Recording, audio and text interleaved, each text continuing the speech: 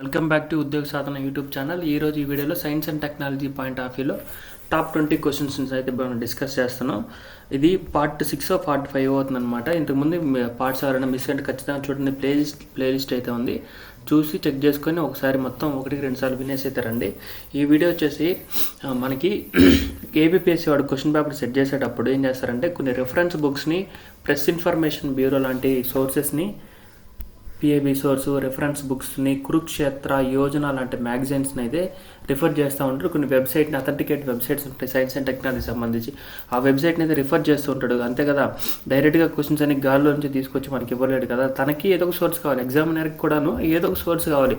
అలాంటి సోర్సుల్లో ఒకనొక సోర్స్ అయినా information and broadcasting, ministry of information and broadcasting release చేసే యోజన మ్యాగజైన్లో నుంచి వచ్చిన బిట్స్ని అయితే నేను తీసుకొని వచ్చి మీకైతే ఇస్తున్నాను. తప్పకుండా చూడండి, ఖచ్చితంగా యూజ్ అవుద్ది. 1-2 మార్క్స్ కొన్ని డిఫికల్ట్ బిట్స్ ఉంటాయి. ఆ డిఫికల్ట్ బిట్స్ని అన్నిటి కూడా మనం కవర్ చేసుకోవాలన్నమాట. ఆ ప్రయత్నం అయితే మనం చేస్తా ఉన్నాం. Topic number 1, design linked incentive scheme DLI ద్వారా సెమీ కండక్టర్ల తయారీని ప్రభుత్వం ప్రోత్సహిస్తుంది. ఈ సెమీ కండక్టర్ల తయారీకి సంబంధించిన ఏ సంస్థ నోడల్ ఏజెన్సీగా వ్యవహరిస్తుంది అని చెప్పేసి క్వశ్చన్ ఇచ్చారు. దానికి ఆప్షన్స్ ఏం ఇచ్చారంటే CDAC, CDAC, CSIR, set in. దీనికి ఆన్సర్ ఏంటంటే centre for development of advanced computing వాళ్ళు ఏం చేస్తున్నారంటే డిజైన్ లింక్డ్ ఇన్సెంటివ్ స్కీమ్ అయితే ప్రారంభించారనమాట. దీంట్లో సెమీ కండక్టర్లకు తయారీ కోసం. దాని పేరేంది centre for development of advancing computing. దీని డెఫినేషన్ కూడా చూసుకోండి, centre for development of advanced in computing. Okay, next question. Ratapani పులుల అభయారణ్యం ఏ పర్వత శ్రేణుల మధ్య ఉంది? Option A Nallamala, option B Nilgiri, option C Vindhya, option D Sahyadri. చూడండి, రాతాపాని పులుల అభయారణ్యం అనేది ఇటీవల కాలంలో వార్తలు నిలిచింది. దాదాపు టైగర్ సెన్సెస్ అయితే తీశారు. 90 పులులు ఇక్కడ ఉన్నాయని చెప్పారు. ఇది ఎక్కడ ఉంది చెప్పండి? ఇది ఎక్కడ ఉందంటే మధ్యప్రదేశ్లో ఉంది. మధ్యప్రదేశ్లో ఉన్న పర్వతాల్లో ముఖ్యమైన పర్వతాలు వింధ్య పర్వతాలు, సాత్పురా పర్వతాలు. రాతాపాని పులుల అభయారణ్యం కూడా వింధ్య పర్వతాల యొక్క పర్వత శ్రేణుల మధ్యలో ఉందన్నమాట. సిలికోసిస్ అనే వ్యాధి ఏ పరిశ్రమలో పనిచేసే వారికి అయితే వస్తుందని చెప్పి ఇంకో క్వశ్చన్ ఇచ్చినారు. ఆప్షన్ ఏ చేనేత, ఆప్షన్ బి బొగ్గు గనులు, ఆప్షన్ సి ఉక్కు పరిశ్రమ, ఆప్షన్ డి ఇసుక త్రవ్వకాలు. ఈ సిలికాన్ అనేది ఇసుక యొక్క ముడి పదార్థం కదా, ఇసుక యొక్క ముడి పదార్థం కాబట్టి ఇసుక త్రవ్వకాల వాళ్ళకి అయితే ఈ వ్యాధి అయితే సోకుతుంది అనమాట. పాలన ఏ మంత్రిత్వ శాఖ నిర్వహిస్తుంది? పాలనా పథకాన్ని ఏ మంత్రిత్వ శాఖ నిర్వహిస్తుంది? ఇలాంటి క్వశ్చన్స్ అని Indian economy point of view అడుగుతారు. పథకాలకు సంబంధించి కొంచెం డెప్త్ బిట్లు అనమాట ఇవన్నీ.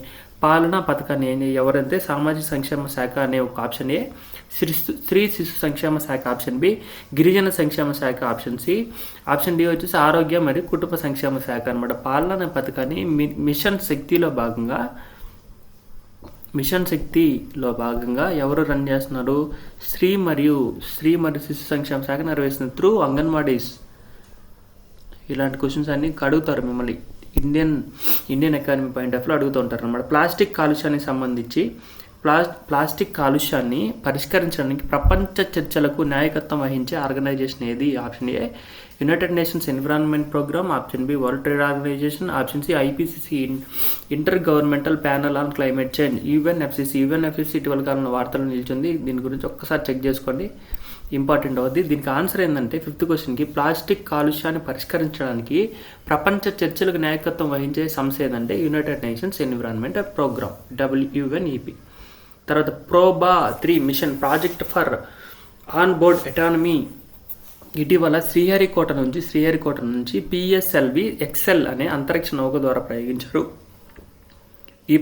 ఈ ప్రాజెక్ట్ ఏ సంస్థల ఉమ్మడి ప్రయోగం అనేది క్వశ్చన్ ఇచ్చారు. దానికి answer A. Option A ISRO, European Space Agency, option B ISRO, National Aeronautical Space Application Centre USA వాళ్ళది, వాషింగ్టన్లో ఉంది. తర్వాత ఇస్రో జాక్సా జపాన్ వాళ్ళది, ఇస్రో రాస్కాస్మాస్ ఇది వచ్చేసి సోవియట్ యూనియన్ లేదా రష్యాది. దీనికి ఆన్సర్ ఏంటి చెప్పండి? ప్రోబా 3 మిషన్ అయితే ప్రయోగించింది ఇస్రో మరియు యూరోపియన్ స్పేస్ ఏజెన్సీ కలిపి సంయుక్తంగా ప్రయోగించారనమాట.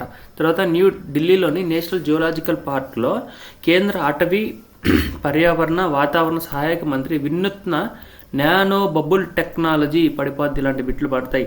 నానో బబుల్ టెక్నాలజీని అయితే ప్రారంభించారు.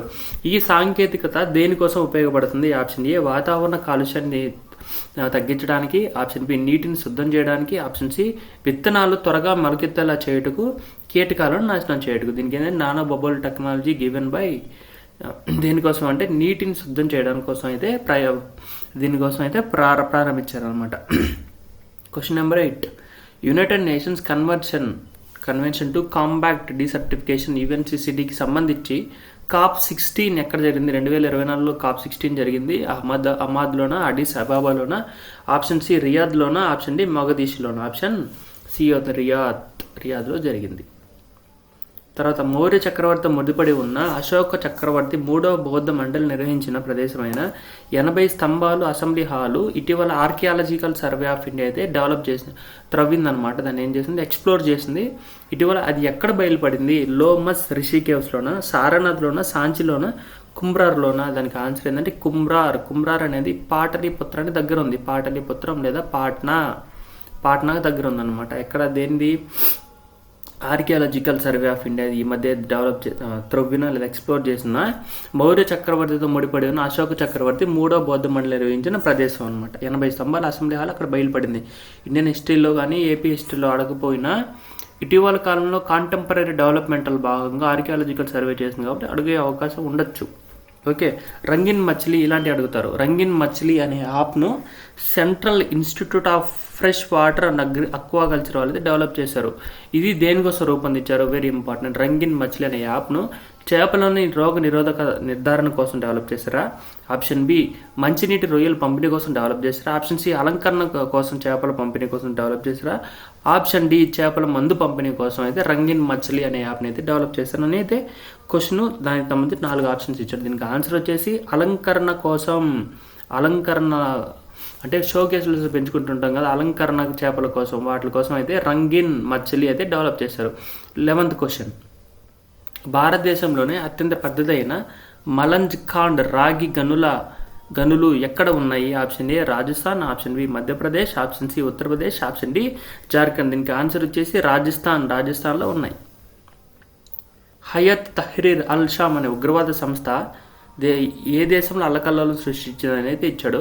దానికి ఆన్సర్ వచ్చి సిరియా. ఇది ఇక్కడ ఎందుకు ఇచ్చారో నాకు అర్థం కావట్లేదు. ఇది సరే నేర్చుకోండి, ఎంతకైనా ఎక్కడో దగ్గర అయితే మీకు యూజ్ అవుతుంది కదా. హయత్ తహ్రీర్ అల్ షామ్ అనే ఉగ్రవాద సంస్థ సిరియా దేశంలో అయితే అల్లకల్లోలం సృష్టించిందనమాట.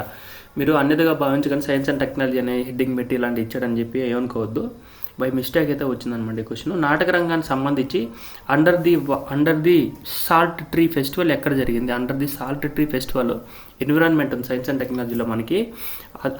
ఆ కంటెక్స్లో ఇలాంటి అడుగుతారు అనమాట. ఆప్షన్ ఏ అస్సాంలో జరిగిందా, ఆప్షన్ బి అరుణాచల్ ప్రదేశ్లో జరిగిందా, ఆప్షన్ సి అండమాన్ నికోబార్లో జరిగిందా, ఆప్షన్ డి ఉత్తరాఖండ్లో జరిగిందా. నాటక రంగానికి సంబంధించిన under the salt tree festival ఎక్కడ జరిగిందంటే అస్సాంలో జరిగింది. ఓకే, అతి త్వరగా వ్యాప్తి చెందే ఆఫ్రికాలో మాత్రమే కనిపించే ఆఫ్రికన్ స్వైన్ ఫీవర్ ఇటీవల భారత్లో ఎక్కడ కనిపించింది? ఆల్మోస్ట్ 90% ఆఫ్ ద కేసెస్ అన్నీ కూడా ఆఫ్రికాలో జరుగుతాయి లేదా చైనాలో జరుగుతూ ఉంటాయి. భారతదేశంలోకి వస్తే కాబట్టి ఫస్ట్ ఆప్షనే ఉంటుంది, కేరళలోనే జరుగుతుంది. ఈ మధ్యకాలంలో ఏమొచ్చింది చెప్పండి? కోవిడ్ వచ్చింది, అది కేరళలోనే జరిగింది. అలాంటి ఉగాండా నుంచి డిగా వైరస్ వచ్చింది, అది కూడా కేరళలో వచ్చే అవకాశం ఉందని చెప్పి ఇటీవల కాలంలో దాని గురించి అయితే చర్చలు జరుపుతూ ఉన్నారనమాట. ఓకే, దానికి answer Kerala. African swine fever ఇటీవల భారత్లో ఎక్కడ వ్యాప్తి చెందింది? కేరళలో వ్యాప్తి చెందింది.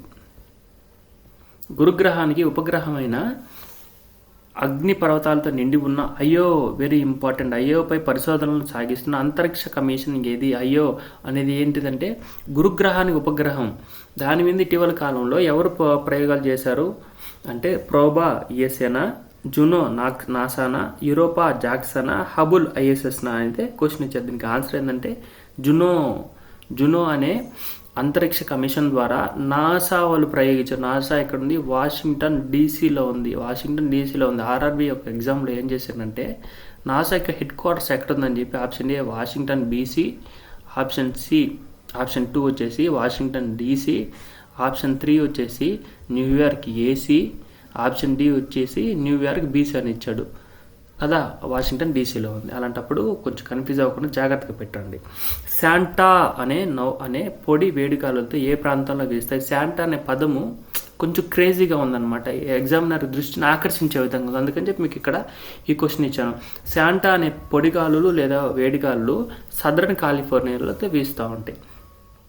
పర్యావరణ మార్పుల కారణంగా హిమాలయాల్లో పెరిగే బిర్చ్ వృక్షాల స్థానంలో ఇటీవల కాలంలో పర్యావరణ మార్పులు జరుగుతున్నాయని చెప్పి COP16 కూడా దీని గురించి అయితే ఇచ్చింది, కొంచెం నేర్చుకోండి. బిర్చ్ వృక్షాల స్థానంలో ఈ క్రింది పేర్కొన్న వృక్షాలు పెరుగుతాయి. వృక్షాలు అయితే నశించి వాటి స్థానంలో ఫిర్ అనే వృక్షాలు అయితే పెరుగుతూ ఉన్నాయి. ఇటీవల సంభవించిన సూపర్ సైక్లోన్ చిదో మాదెట్టే అనే ప్రదేశాన్ని తాకింది. ఇది ఏ ప్రదేశానికి సంబంధించింది అంటే ఫ్రాన్స్కి సంబంధించింది. Centre for excellence on fluid and thermal sciences విభాగంలో డెవలప్మెంట్స్ కోసం, అభివృద్ధి చేయడం కోసం ఇటీవల కాలంలో ISRO ఇండియన్ స్పేస్ రీసెర్చ్ ఆర్గనైజేషన్తో పాటు IIT మద్రాస్ అయితే దాని గురించి మెమొరాండమ్ ఆఫ్ అండర్స్టాండింగ్ కుదిరింది. దేని మీద? ఏ కాన్సెప్ట్ మీద? ఫ్లూయిడ్ థర్మల్ సైన్స్ అనే కాన్సెప్ట్ మీద డెవలప్మెంట్స్ కోసం అయితే ఇస్రోతో అంగీకారం కుదుర్చుకుందనమాట IIT మద్రాస్ అనేది. చూడండి, ఇది వెరీ ఇంపార్టెంట్ బిట్ అవుద్ది. ప్రైవేట్ ఆర్గనైజేషన్ కాబట్టి కొంచెం ఇంపార్టెంట్ అవుద్ది. స్వదేశీ పరిజ్ఞానంతో అభివృద్ధి పరిచిన దృష్టి 10 పేరు దృష్టి 10 స్టార్ లైనర్ డ్రోన్ను నేవీలో ఆవిష్కరించారు. దీన్ని అభివృద్ధి పరిచిన సంస్థ ఏంది? DRDO, Indian navy, Indian air force, Adani power అని ఇస్తాడు. అదాని పవర్ లాంటివి మనం ఫైండ్ అవుట్ చేయాలి. ఆల్మోస్ట్ ఈ డ్రోన్ టెక్నాలజీస్ అనేది ఎలా ఉంటాయంటే గవర్నమెంట్ ఆఫ్ ఇండియాకి సంబంధించిన బాడీస్ అయితే డెవలప్ చేస్తూ ఉంటాయి. కానీ ఇక్కడ ఏం చేస్తున్నారు? ప్రైవేట్ ఆర్గనైజేషన్ యొక్క సహకారంతో డెవలప్ చేస్తారు. ఎవరు? DRDO వాళ్ళు. అందుకని చెప్పి ఈ కాంటెక్స్లో కొంచెం ఇంపార్టెంట్ అయ్యే అవకాశం ఉందని చెప్పి ఇక్కడ నీకు మెన్షన్ చేశాను. ఏ ఆర్గనైజేషన్ అది? అదాని వాళ్ళు. దీని